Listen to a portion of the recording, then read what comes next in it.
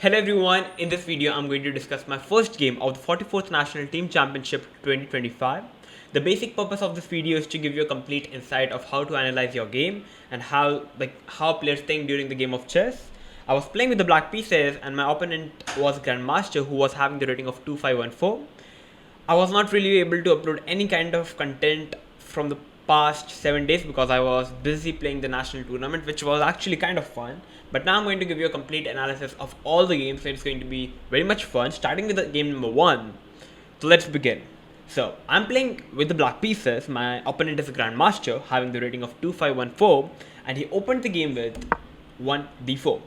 I played the move knight to f6, c4, e6, knight to f3, and now we have the move b6. We have the queen's Indian defense, and the basic idea of this particular opening is to put the bishop on b7 or maybe bishop a6 and basically keep this bishop open. White plays g3, which is the main move, and I played the move bishop to a6. So the usual way is to play the move bishop b7. White can continue with bishop to g2 and the game goes on. But after bishop a6, I'm attacking the pawn on c4. So white cannot go for playing bishop g2 because I can simply go for snatching up this c4 pawn. And if white tries to attack the bishop with knight e5 and also attacking the rook on a8, I'm simply having the move bishop to d5, defending the bishop and also defending the rook, and I'm simply a pawn up with a very comfortable position. So that is the reason bishop g2 was not played in the game, because you lose a pawn. So white played the main move, which is b3, defending the pawn, and maybe the idea is to play bishop to b2 and develop the bishop on the best square, which is on b2. So I played the move bishop to b4 check, forcing the bishop to go on d2. Okay, white can also go for playing the move knight to d2, but it allows black to play the move bishop to c3, which attacks the rook on a1. White have to play rook to b1, and now I can simply go back with bishop to b7 with the idea of threatening to capture the pawn on d4, because the opponent cannot really capture it back because white is hanging the rook. So if white tries to play something like e3 defending the pawn, I can even go for playing the move bishop to e4, and here goes the rook, and white is going to be complete exchange down with a completely winning position for me. So that is the reason white have to play bishop to d2. I simply went back with bishop e7, knight to c3, c6, e4, and now we have d5. So basically striking in the center, and now white is having many options to continue the game. White can take the pawn, white can push the pawn. So basically the main line in this particular position is like in the game we had queen c2. After d5, the main line I believe is to take on d5, bishop f1, king f1, c d5. White can try to push the pawn, and I can play the move knight to e4, and that's how you continue the game, because white cannot really capture the knight, because after d4 you have to move the knight, and if you move the knight you lose the pawn on d4, and I would be simply a pawn up with a completely winning position. So that is the reason white played the move queen to c2, and this was the first moment where I took the pause because I was kind of out of my preparation. Till d5 it was all part of the plan, but after queen c2 it's a new position for me, and I was trying to think over the board.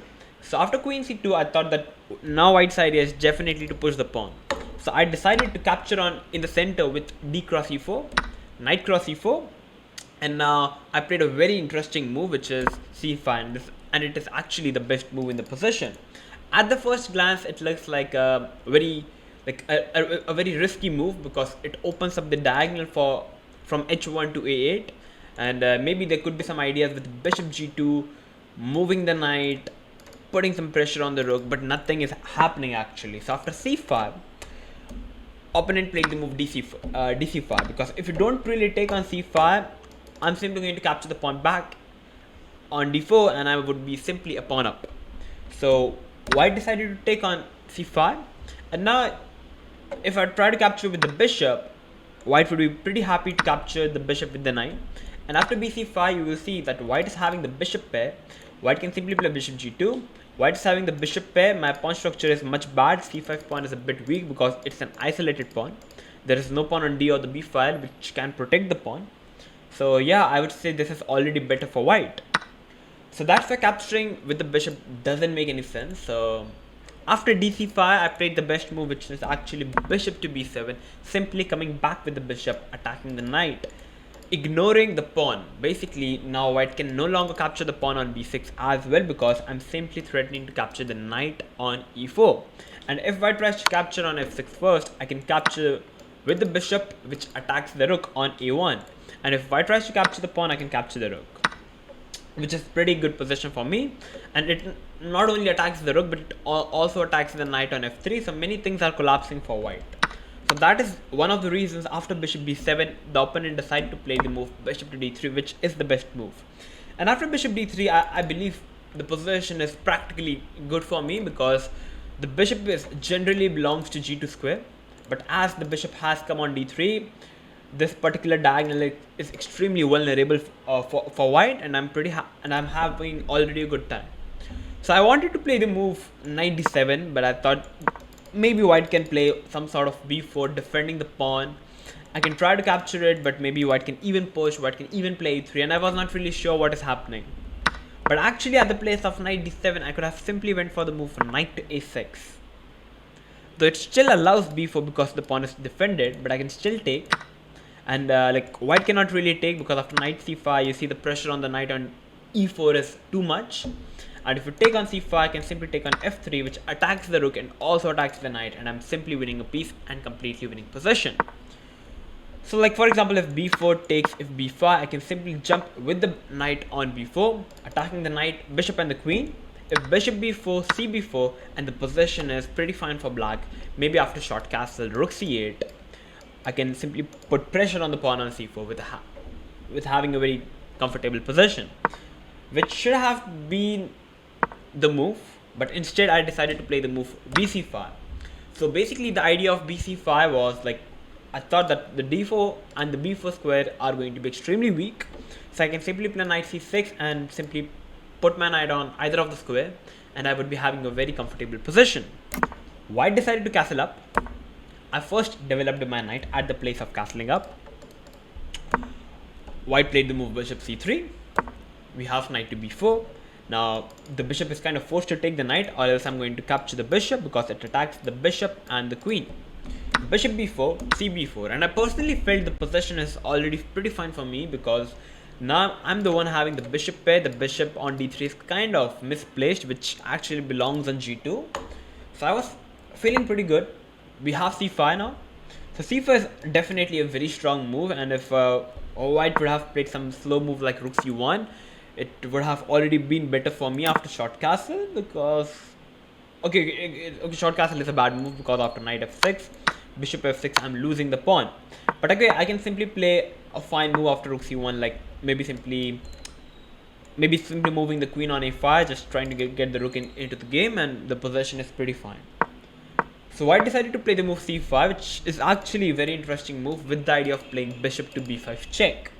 And in this particular moment, I was trying to there were many options for me to continue the game. I was thinking of a6, trying to stop this bishop p5 idea. I was even trying to think of bishop c6, once again stopping this idea. But finally I decided to short castle. White took on f6, bishop f6, and now we have rook d1. So like white can go for bishop h7, but it's the same thing that's going to happen in the game, rook d1. So basically now white's idea is to capture the pawn and capture the queen in a discovered attack.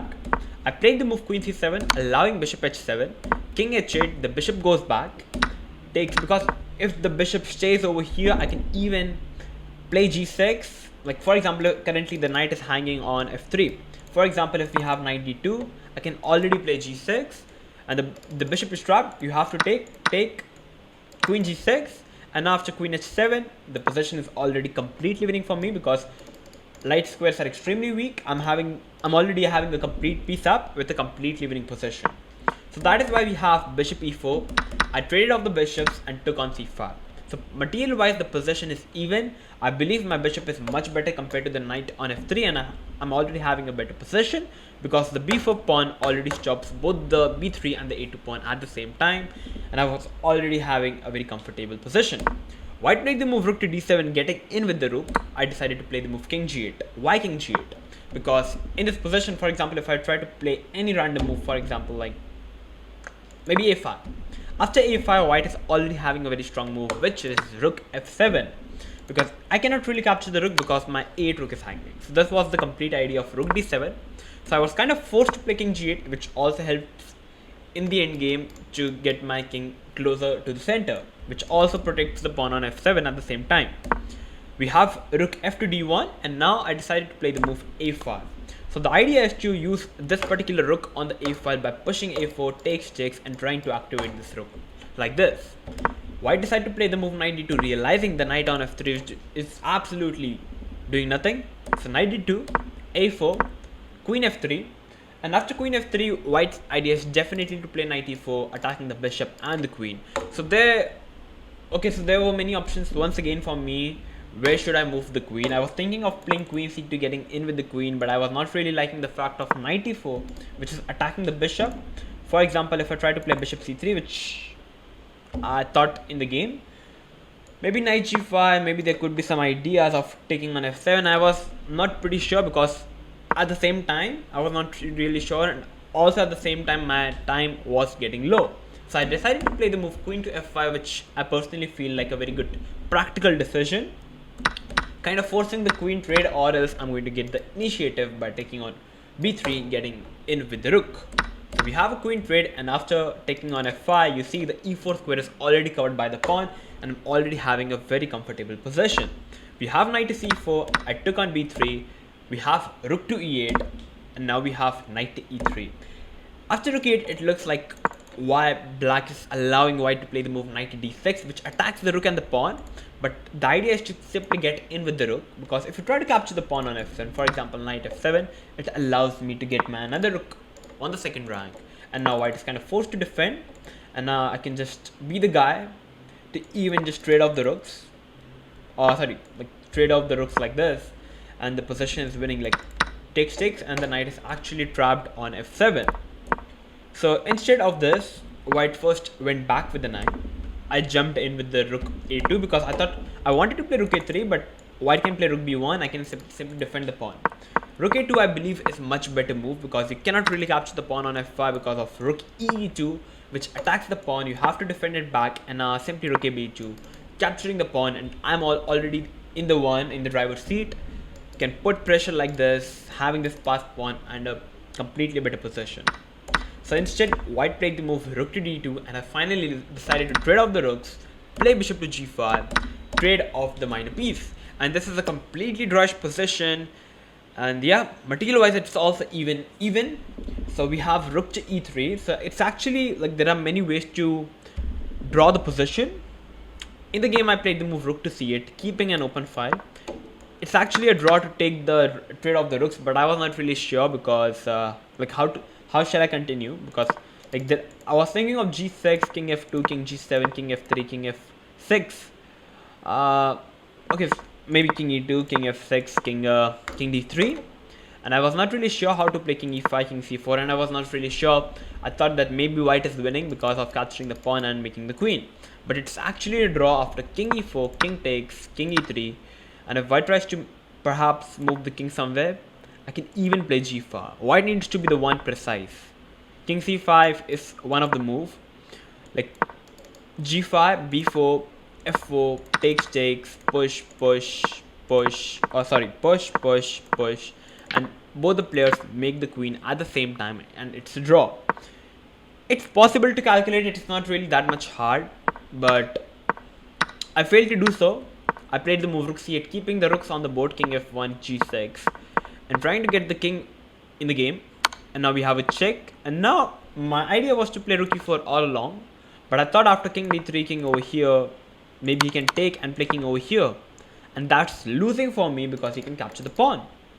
But can you believe that's winning for me? Because after f5 takes, king d4, at the first glance it looks like white is the one going to make the queen, but I'm actually on time because maybe if I try to move the king, I can play g5, g5, or even king d3 wins. Push, let me just show you, and you see this is winning for me because it comes with a check, and also I can simply the king is much closer to these pawns. I can capture the pawns, make the queen, and that's winning for me. That's completely winning for me. So instead, I played the move rook b8, which was a very passive move and definitely not a good move that you should play in the end game, because you are simply making your rook go passive. And now white is the one, like, first he played the move h4, stopping g5, got his king near, and now g5. The moment I played g5, I realized it is a blunder because it allows white to play the move f4, give a check. I simply missed this idea of f4. Now basically if I try to go back, then white can simply happily take over here. Okay, white can simply actually play king c4, that's also winning. Like, maybe there are many ways, so I decided to first check and play king e6, and now we have simply king c4, and I was like, okay, now it's somehow a lost position. I was extremely mad at me because I simply ruined up a completely drushed position, a completely drushed rook endgame. King f7, h5, king g7, rook over here. Okay, I was like already playing on seconds. I was extremely mad at myself, like, how can I ruin up this position? After rook b7 check, I instantly played king e6. I thought that maybe I'm having this idea, but king g6 is actually a draw, because this pawn is completely hanging. You can't really defend it. Like b4, I can play rook goes, like the rook goes back. Like b5, I can simply jump in. You try to push, I can take. And basically now I can basically sack the rook for this pawn and make the queen like this, and it would be eventually end in a draw. But instead I played the move king e6, and now he gave me a check. And now I'm actually kind of forced to go back on f7. I cannot play king f5 because, like, I cannot take because the king is hanging. And if I go here, just take and make the queen, and that's winning. So I have to go back, and now the opponent simply played king e5. Like, the moment I played the move king e6, I realized that king g6 was a draw. King g6, now, once again, I tried my best to, okay, actually I believe that this position is draw. I gave a check, the rook goes back, king over here, and now rook f5.